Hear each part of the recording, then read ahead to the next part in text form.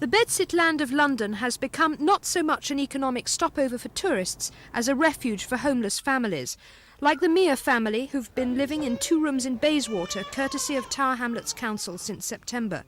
Now they've been given notice to quit by the Liberal-run council, who claim the Meres made themselves intentionally homeless.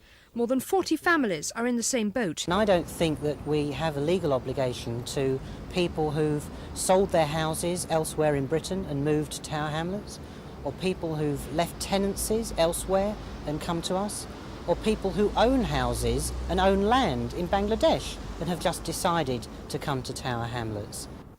Now the issue has become a political row, and today the families were received by Labour and Liberal MPs alike in the House of Commons. Peter Shaw said the Council's policies are tantamount to backdoor repatriation. I think it's absolutely deplorable. I'm well aware, nobody need tell me anything about the housing problem of Tower Hamlets. It is formidable and difficult.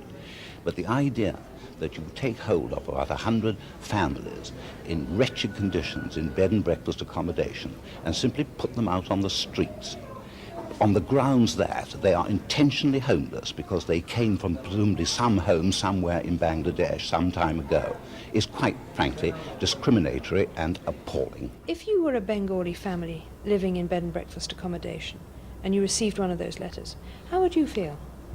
I would feel that somebody was threatening my very existence, because without a home no family can live a proper family life. And I would feel threatened by it, and I would feel angry about it, just as the people who've been here today have. But it's your own party running that council that have done that. But it's my own party that have inherited the most difficult housing problem in the whole of London. And I cannot say to you that it wouldn't have been exactly the same this year, whoever was running Tower Hamlets, because of the desperate housing crisis. Tower Hamlets Council say they're sticking to their guns. Meanwhile, the families are wondering what they'll do next. This is Tina Jenkins at the House of Commons for Thames News.